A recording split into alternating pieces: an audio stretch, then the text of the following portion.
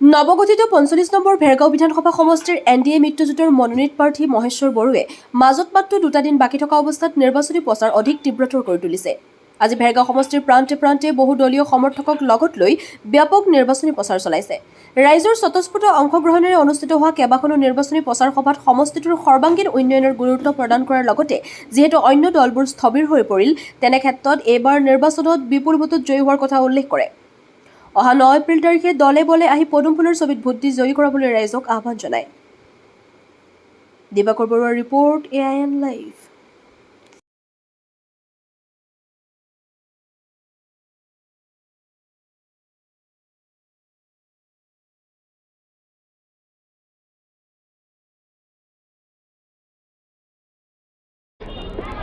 প্ৰায় হাত দাঙি দিছে, গতিকে প্ৰচাৰ অভিযান একেবাৰে স্থবিৰ হৈ পৰিল তেওঁলোকৰ। গতিকে আমি অনায়াসে ৰাইজেও আৰু স্বতঃস্ফূৰ্তভাৱে NDA যে নেশ্যনেল ডেম'ক্ৰেটিক এলায়েন্সৰ চৰকাৰ আহিব বুলি ৰাইজে যথেষ্টখিনি বুজি পায়। ৰাইজে বুজি পাই আজি স্বতঃস্ফূৰ্তভাৱে ওলাই আহিছে। আমাৰ NDA কেণ্ডিডেটসকলকে ভোটাধিকাৰ সাব্যস্ত কৰি চৰকাৰ পক্ষৰ লগত জনসাধাৰণে থাকিব। বিধায়ক হোৱাৰ পিছতে মন্ত্ৰী হোৱাৰ কাৰণে যোগ্যতা অৰ্জন কৰে। গতিকে মন্ত্ৰিত্ব পালিত আমি সমষ্টিবাসী ৰাইজক আৰু বহুতখিনি কৰি দিবৰ কাৰণে কিছু সুবিধা হ'ব।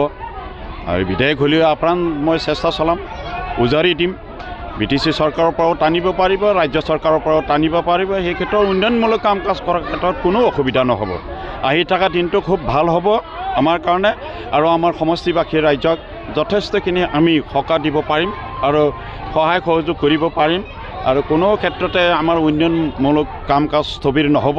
খুব এটা ভাল আমি কেন্দ্ৰ চৰকাৰৰ আঁচনিয়ে হওক, ৰাজ্য চৰকাৰৰ আঁচনিয়ে হওক, BTC চৰকাৰৰ আঁচনিয়ে হওক, আমি যথেষ্ট তীব্ৰগতিত এইবাৰ মাত্ৰ নিৰ্বাচন শেষ হোৱাৰ মাত্ৰে আমি যথেষ্টখিনি কাম কাজ কৰিবৰ কাৰণে আগবাঢ়িব পাৰিম। এই ক্ষেত্ৰত কোনো সন্দেহ নাই।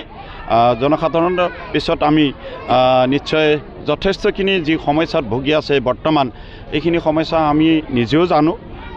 স্থানীয় বাসিন্দা হিচাপে এই অঞ্চলবিলাকৰ কি ধৰণৰ সমস্যাবিলাক আছে, এইখিনি সমস্যা আমি এটাৰ পিছত এটা কৰি গৈ থাকি। হয়, এইখনত মানে 1,60,000 ভোটাৰ আছে। যি দেখা গৈছে এতিয়া লাহে লাহে যিহেতু এইফালৰ পৰা একদম দুৰ্বল দেখা গ'ল, তো এইফালে থাকিলেতো আমাৰ বিপদ হ'ব, সুযোগ সুবিধা নাপাব বুলি যিসকলে অলপ মন মেলিছিল তেওঁলোকে এতিয়া একদম এই 2টা দিনৰ ভিতৰত গোটেই উভতি আহিব। যিসকলে বেলেগত চিন্তা কৰিছিল তেখেতসকলে গোটেই উভতি অহাটো আমাৰ টেলিফোন যোগে মোবাইলত ফোন আহি আছে। আমাৰ কৰ্মকৰ্তাসকলে গম পাইছে, লগ পাইছে, আকৌ তেওঁলোকে গোটেই আহিব।